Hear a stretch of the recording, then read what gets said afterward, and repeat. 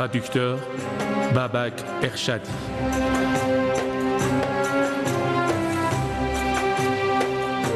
Éditrice, Anaï Ampartian.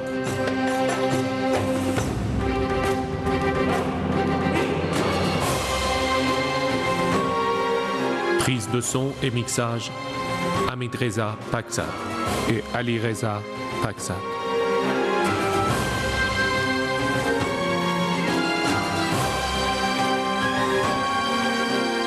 Musique, Karen Emaunfa. Chef de prise de vue, Ibrahim Kafouri. Chef de doublage, Mohamed Karimia.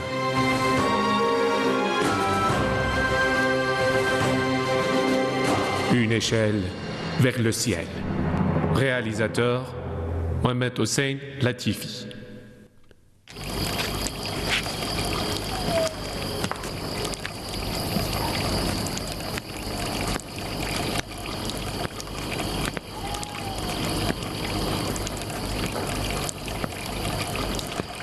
J'ai honte de venir te dire au revoir.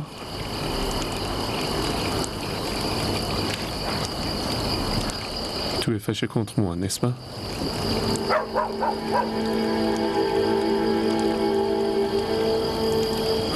Pardonne-moi pour notre fraternité. Pardonne-moi. Pardonne-moi. Dis à Weiss. Dis-lui que je lui serai toujours reconnaissant. Toujours. Dis-lui de me pardonner. Jamshid. Jamshid. Tu sais très bien, mieux que quiconque, que tu as brisé le corps de Weiss. Et que tu as rejeté les sentiments qu'elle avait pour toi. As-tu oublié le testament de ta mère? Moi, je ne suis pour rien. Mais n'as-tu pas pensé à Weiss? Que pendant toutes ces années, elle te croyait l'homme de sa vie. Qu'as-tu fait? Tu l'as abandonné et tu es tombé amoureux d'une autre? Tu es vraiment malhonnête. Vraiment. Si tu pouvais comprendre dans quel état je me trouve. Si tu pouvais le comprendre, oui. Peut-être ce fardeau pénible, c'est une épreuve d'amour. Peut-être. Je ne connais absolument pas la fin. Mais je m'en vais. J'espère que je sortirai comme Siavash de ce feu. Va-t'en, Siavash. Vas-y. Tu as mal agi, Jamshid. Que du mal. Il n'a rien fait de mal, Moïse. Moi, je suis tombée amoureuse de lui sans lui demander son avis. Tu ne devais pas le blesser au moment des adieux, toi. Il faut être amoureux pour comprendre les amoureux. Je comprends dans quel état il se trouve maintenant.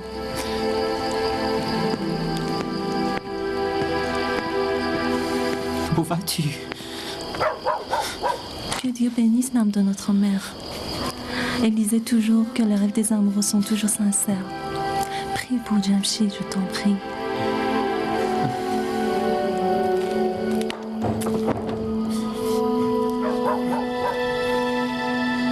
Je ne sais pas pourquoi je te fais confiance. Mon fils Mehraban n'est qu'un jeune adolescent.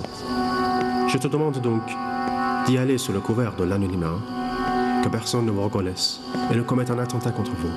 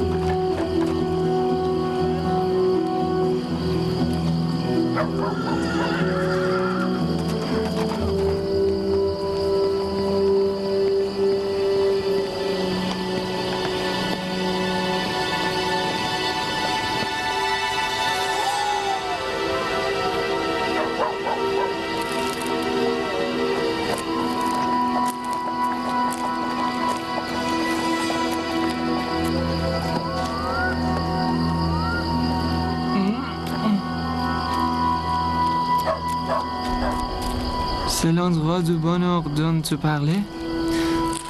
C'est très étrange, Jamshid.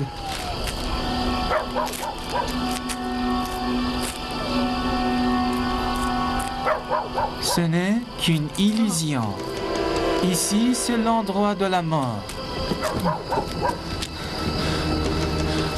Tu vas être tué ici, et tout le monde pensera que c'est Monsieur l'astronome qui t'a tué.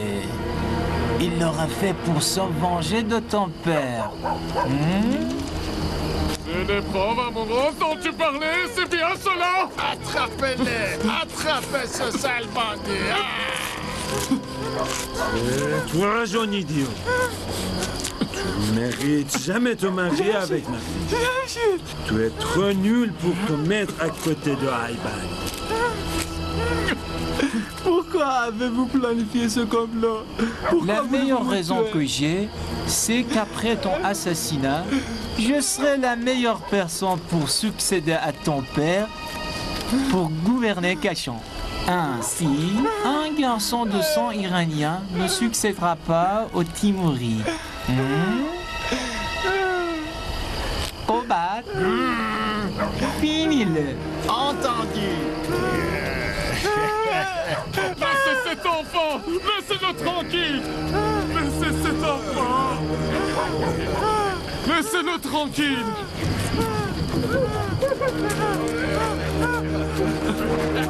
Laissez-le tranquille! Laissez cet enfant! Laissez-le tranquille! Laissez cet enfant! Laissez cet enfant! Laissez-le tranquille! Laissez cet enfant!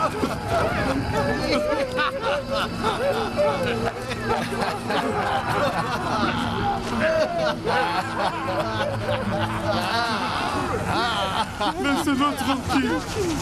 Je n'attendais pas une telle trahison de la part de mon meilleur lieutenant. C'est difficile, lieutenant, non? C'est trop difficile pour moi. Réponds-moi. Réponds-moi. C'est difficile, non? Quelle en est la punition? Que ferais-tu si tu étais à ma place? J'aimerais que tu me le dises toi-même. Quelle en est la punition?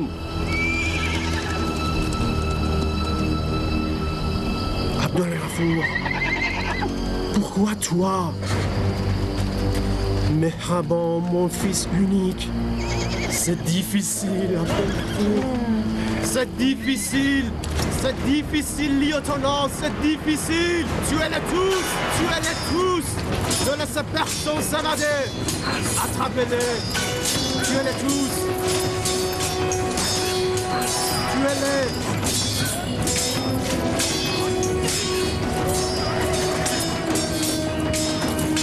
Attrapez-les. Tout ce complot a été monté par son mort malhonnête.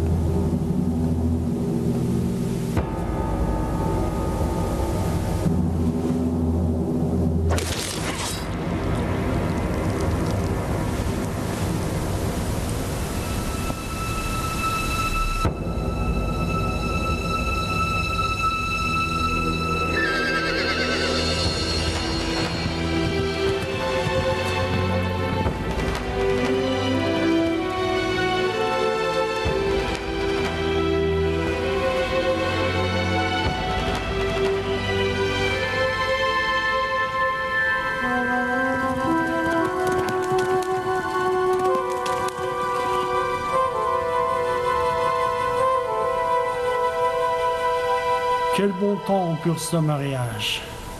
Oui, votre éminence. Les Jean de Cachan, félicitations pour avoir choisi ce jour pour un mariage. Que Dieu vous protège, votre éminence. Bon, et qui est ce Jean-Non? C'est mon fils qui se marie avec la fille de Seydali. Qui? Lias. Bonjour. C'est toi que je célèbre ton mariage? Toi qui as des croyances hérétiques et qui propage des actes illicites. Je ne commettrai pas un tel péché. Adieu. Votre éminence. Votre éminence. Si je ne craignais pas Dieu, je vous chasserais tous de la mosquée. Votre éminence.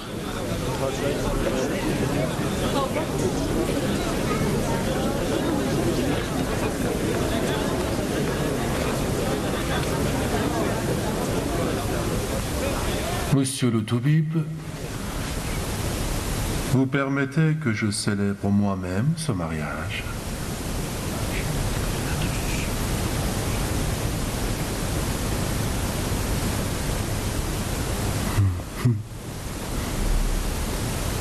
Ce ne serait pas honnête de ne pas être à tes côtés alors que mes anciens rêves se réalisent au jour de ton mariage. Monsieur.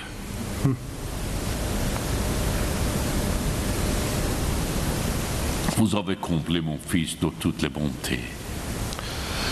Je vous félicite d'avoir un tel fils qu'en fruit pur de votre vie honnête. Après la célébration de mariage, on a illuminé les noces à votre présence. Si je ne craignais pas que les jaloux malveillants s'enveniment les noces de Jamshid, j'y serais venu avec joie, bien sûr. Avec la permission du père. Est-ce que la jeune mariée me donne-t-elle le mandat pour célébrer son mariage?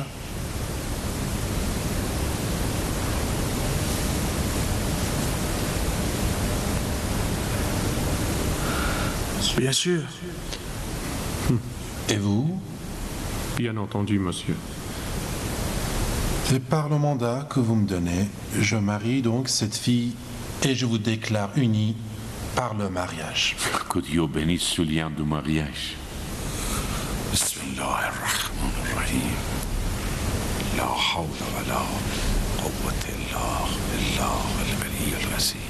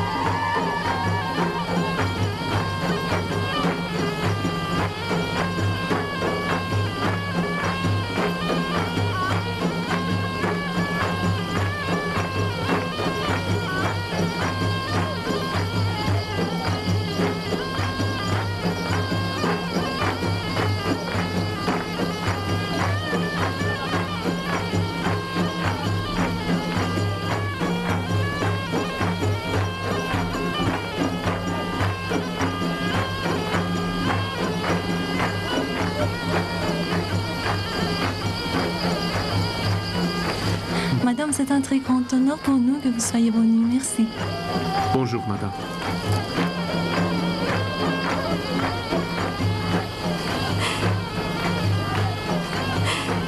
Félicitations, je te remercie du fond du corps. la belle mariée. Si ce jour-là tu ne nous avais pas prévenu de leur complot funeste, il aurait sans doute tué mon fils. C'est Dieu qui avait arrangé tout. Sinon, je ne savais vraiment rien de leur complot. Je m'inquiétais seulement pour Jamshid. Allez-y.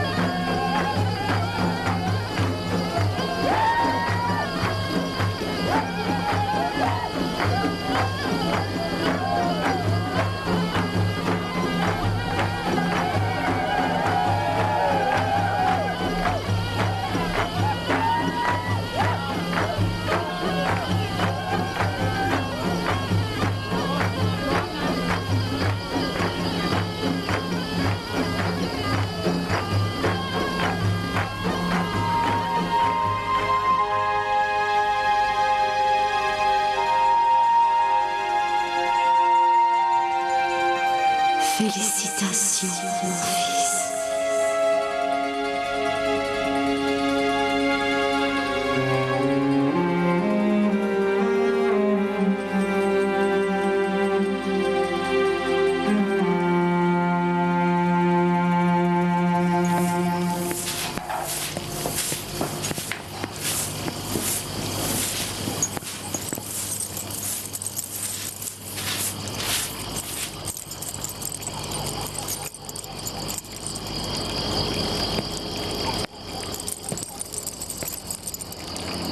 Dans cette nuit de noces, une fille doit être si triste et seule. Je compte les étoiles en attendant que Jamshid rentre.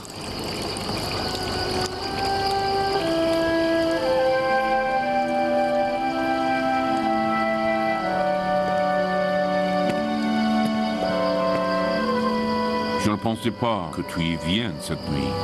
Bonsoir, monsieur. Viens. Viens regarder par là. Ce soir, c'est la seule nuit que la Lune et Vénus se placent l'une devant l'autre. Vu d'ici, c'est comme si elles s'unissent. Il est possible que je ne vive pas aussi longtemps pour voir une autre fois une telle chose. Prends-le comme un bon augure. Mais cette nuit, c'est la première fois que deux étoiles se rencontrent. Talon t'attend. Mais si... Ne veux-tu pas qu'elle croie que tu ne la désires pas? Entendu.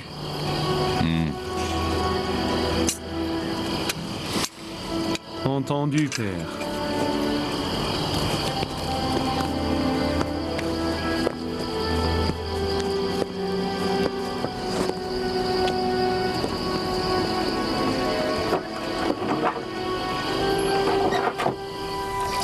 Je suis tout à fait prêt.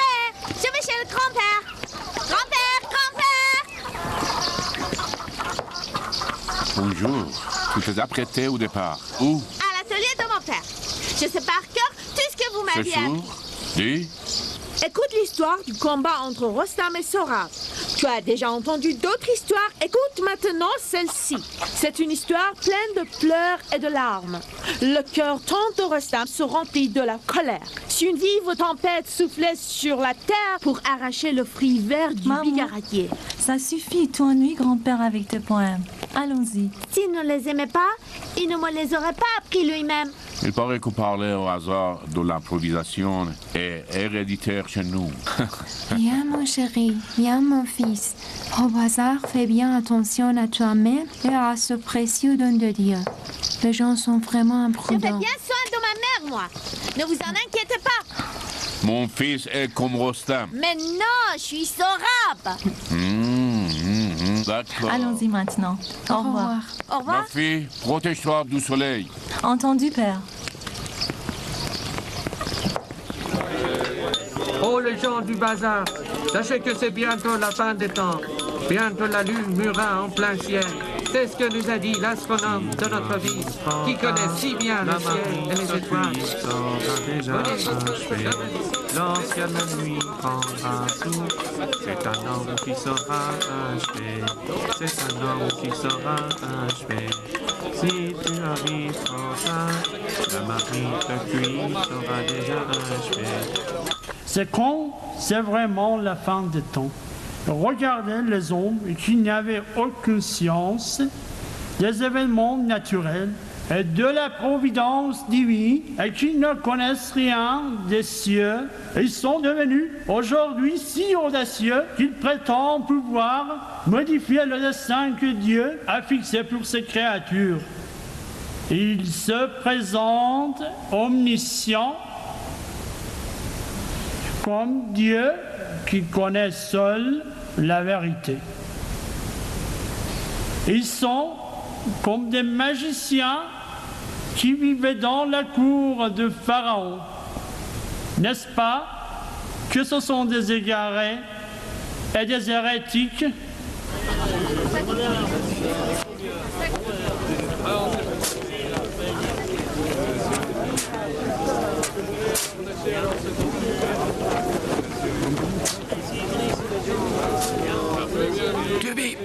Dieu merci, je n'ai pas un fils comme ton ascétique qui est devenu hérétique.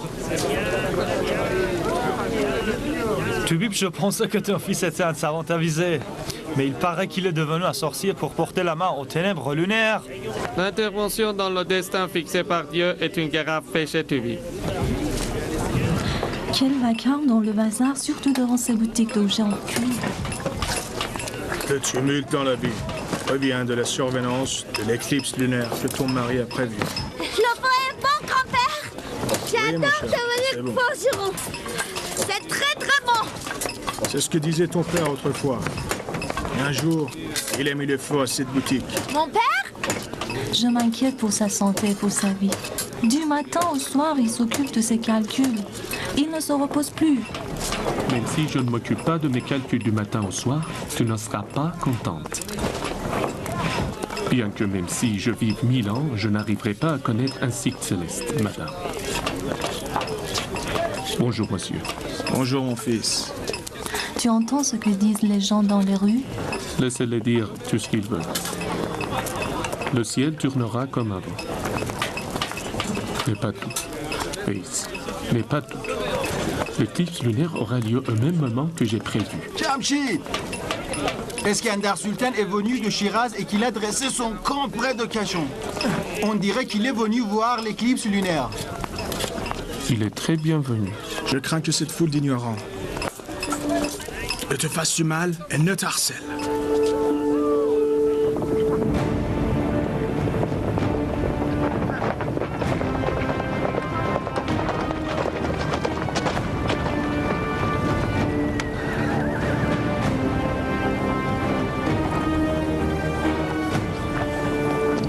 Votre Majesté, mes rabbins, fils du gouverneur de Kashan et Jamshid Kashani sont là.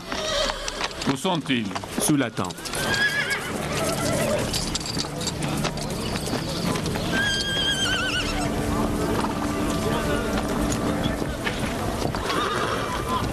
Lequel de vous deux est Jamshid Kashani? C'est lui, Ghiaseddin Jamshid Kashani, ingénieur, mathématicien et astronome renommé de Kashan. Qu'est-ce que c'est ce scandale que tu as fait dans cette ville et dans tout le pays? Dis-moi, comment sais-tu à quel moment la lune sera éclipsée? Sa Majesté sait que les savants ne se fondent pas sur des hypothèses ou des doutes. Tout ce que j'ai dit est fondé sur le savoir et la science. Je ne sais pas pourquoi cela pourrait paraître si étrange. Raja Nasir Toussi a fait une fois une telle prévision à son époque, n'est-ce pas? Lui, c'était bien Raja Nasir. Et toi, qui es-tu? Un homme serviteur de Dieu, Jamshid. Fils du médecin de la ville Masoud Kashani. Je suis surnommé Ghiaseddin. Je suis sûr et certain que, grâce à la volonté de Dieu, il y aurait une éclipse lunaire totale la 14e nuit de ce mois. Ce n'est qu'un signe de la grandeur du Seigneur dont je loue la sagesse et la science. À cause de ton orgueil et de ta fierté, tu devras te présenter auprès du sultan au moment que tu as prévu pour l'éclipse lunaire. En effet, c'est une bonne idée. C'est justement ce que nous ordonnons. Ce n'est pas mal non plus que nous sachions le rapport qui pourrait exister entre eux. Si ce que tu as prévu se réalise, nous autres vont t'offrir la robe officielle des devins et tu entreras dans notre cour. Jamshid, ne fais pas cette tête. Nous expliquerons ce problème à mon père. Après tout, ce traître lieutenant était autrefois au service de mon père.